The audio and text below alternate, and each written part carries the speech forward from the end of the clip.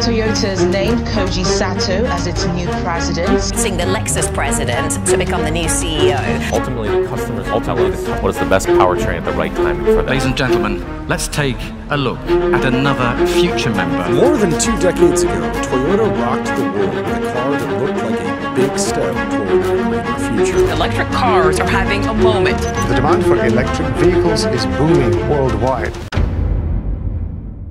आखिर जापानी company Toyota ऐसा कौन सा इंजन बना रही है जिसके चलते ये माना जा रहा है कि आने वाले समय में ईवी कार्स भी खतरे में आ जाएंगी, जो आने वाले फ्यूचर में ऑटो इंडस्ट्री की तस्वीर बदलने की ताकत रखती है। तो दोस्तों, आज के वीडियो में हम आपको बताएंगे कि टोयोटा ऐसा कौन सा कार बनाने जा रही है जो आने वाले भविष्य को बदल कर रख देगा। दोस्तों, आज के समय में मोटर बाइक, कार और दूसरी चीजें भी पेट्रोल और डीजल से चलती है और एक रिपोर्ट के अनुसार पूरी दुनिया में इन वाहनों की वजह से 15% यानी कि 15% कार्बन का एमिशन होता है, जो कि पर्यावरण को खराब करने के सबसे बड़े कारणों में से एक है, जिस वजह से पृथ्वी पर लगातार ग्लोबल वार्मिंग का खतरा बढ़ता ही जा रहा है। कार्बन एमिशन की समस्या को खत्म करने के लिए मोटर कार कंपनीज पिछले कुछ दशक से कार में यूज होने वाले फ्यूल को एनवायरमेंट फ्रेंडली बनाने की कोशिश में लगी हुई हैं, जिसमें सबसे पहले इलेक्ट्रॉनिक व्हीकल्स मार्केट में आए, जो कि पेट्रोल और डीजल के अलावा कार और बाइक्स में फ्यूल के तौर पर एक अच्छा ऑप्शन है। इलेक्ट्रॉनिक व्हीकल्स कार्बन एमिशन को कम करने का एक अच्छा उपाय है, लेकिन अब टोयोटा इससे एक कदम आगे निकलकर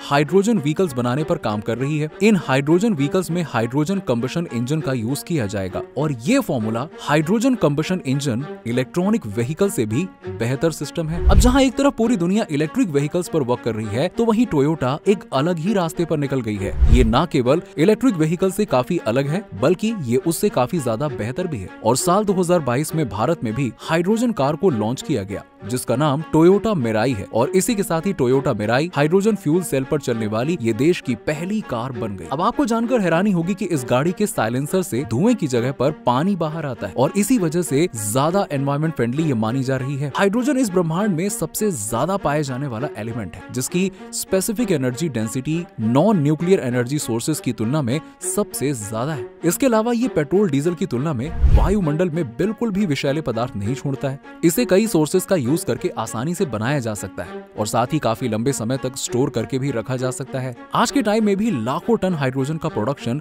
बिना किसी परेशानी के आसानी से हो जाता है और इसका उपयोग इलेक्ट्रिक कार, बड़ी बड़ी बिल्डिंग, फोक लिफ्ट, शिप और ट्रेन में इलेक्ट्रिसिटी के सोर्स के रूप में यूज किया जाता है। आइए अब जरा जान लेते हैं कि यह हाइड्रोजन मिराई क्या है। जैसे कि हमने आपको बताया कि टोयोटा एक जापानी कंपनी है और जापानी भाषा में मिराई शब्द का अर्थ होता है भविष्य यानी कि फ्यूचर। टोयोटा मिराई को कंपनी भविष्य की कार के तौर पे देखती है और इस कार को बनाने के लिए कंपनी ने hydrogen based fuel cell system को डेवलप किया है। हालांकि है ये भी एक इलेक्ट्रिक गाड़ी ही, मगर इसमें कार को चलाने के लिए जरूरी इलेक्ट्रिसिटी को बनाने के लिए हाइड्रोजन का इस्तेमाल होता है। अब अगर आपको लग रहा होगा कि इस कार को चलाना कोई अजीब काम है, तो ऐसा बिल्कुल नहीं है। ये एक नॉर्मल कार की तरह ही चलती है। हालांकि ऐसा पहली बार नहीं है जब हाइड्रोजन से चलने वाली कारें मार्केट में आई हों या ये कोई नया कॉन्सेप्ट हो, बल्कि इससे पहले एक जर्मन ऑटोमेकर कंपनी BMW ने एक गेमिंग कार लॉन्च की थी। इसे 2002 में लॉन्च किया गया था और बाद में 2005 में इसका हाइड्रोजन 7 मॉडल लॉन्च किया गया।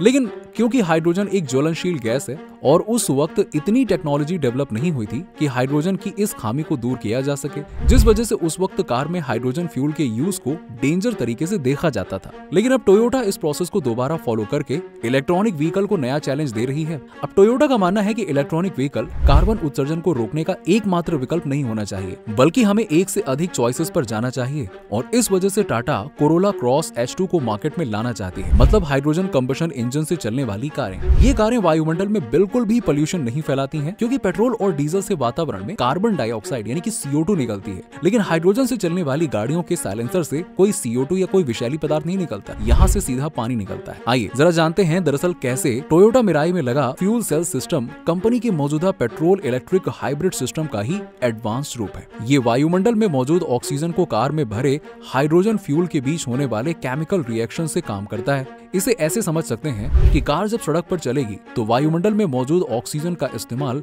गाड़ी में लगा फ्यूल सेल सिस्टम करता है। वहीं फ्यूल टैंक से हाइड्रोजन की सप्लाई फ्यूल सेल स्टैक को ही की जाती है। केमिकल रिएक्शन से यानी कि इन दोनों गैसों के मिलने से पानी यानी कि H2O और इलेक्ट्रिसिटी जनरेट होती है। इस इलेक्ट्रिसिटी को कार की मोटर को सप्लाई किया जाता है और इसमें लगी पावर कंट्रोल यूनिट जरूरत के हिसाब से इलेक्ट्रिसिटी को इस्तेमाल करती है। बाकी इलेक्ट्रिसिटी को कार में लगी बैटरी में स्टोर किया जाता है। इलेक्ट्रिक मोटर से गाड़ी चलती है और बैटरी में स्टोर इलेक्ट्रिसिटी भी कार को चलाने में काम आती रहती है।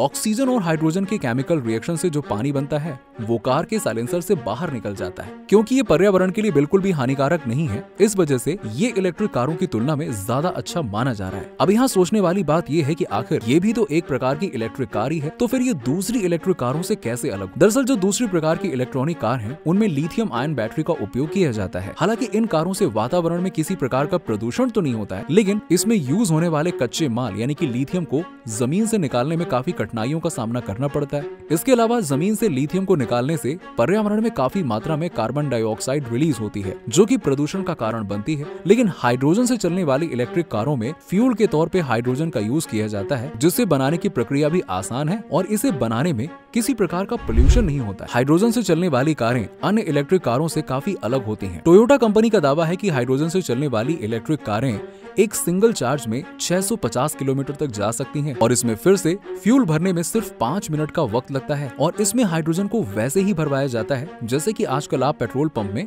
डीजल को भरवाते हैं। जबकि लिथियम आयन बैटरी से चलने वाली इलेक्ट्रिक कारों को चार्ज करने में 30 से 40 मिनट तक का समय लगता है। और हाइड्रोजन व्हीकल की सबसे अच्छी बात यह है कि इसे इलेक्ट्रिक व्हीकल की तरह बार बार चार्ज नहीं करना पड़ता है। इस वजह से भी ये इलेक्ट्रिक व्हीकल की तुलना में थोड़े सस्ते भी हैं और समय को बचाते हैं। दोस्तों, साल 2010 में इलॉन मस्क की कंपनी यानी कि टेस्ला ने भी 2010 में इलेक्ट्रिक वाहनों पर काम करना शुरू किया था और टेस्ला का ये आइडिया लोगों को खूब पसंद है। हालांकि भारत में टेस्ला कारों का ज्यादा अच्छा प्रभाव देखने को नहीं मिला, लेकिन ग्लोबली देखा जाए तो इलेक्ट्रॉनिक व्हीकल्स के मार्केट में टेस्ला देखते ही देखते बहुत बड़ी वेंचर में बदल गई, जिसकी वजह से आज के समय में ईवी में टेस्ला सबसे ट्रस्टेड ब्रांड और नाम बन चुका है। इलेक्ट्रॉनिक व्हीकल के फ्यूचर को देखते हुए टेस्ला के अलावा रिवियान, ल्यूसिड मोटर्स, BYD, NIO और ऐसी ही बहुत सारी दूसरी कंपनियों ने भी इस क्षेत्र में काम करना शुरू कर दिया। फोर्ड, हुंडई और फॉक्सवैगन जैसे बड़े बड़े नामों ने भी ईवी पर बड़े पैमाने पर इन्वेस्ट किया है। अब ऐसे समय में जब एनवायरमेंट फ्रेंडली फ्यूल की डिमांड मार्केट में लगातार बढ़ रही है, तो उस वक्त टोयोटा की ये हाइड्रोजन फ्यूल वाली कार ने एक नई दिशा में कदम रखा है। अब ये देखने वाली बात होगी कि टोयोटा की ये कारें किस तरह मार्केट में अपने आप को स्टैब्लिश कर पाएंगी। वीडियो पसंद आई हो तो वीडियो को लाइक करें और अपने दोस्तों के साथ में जरूर शेयर करें। मिलते हैं आपसे अगले वीडियो में।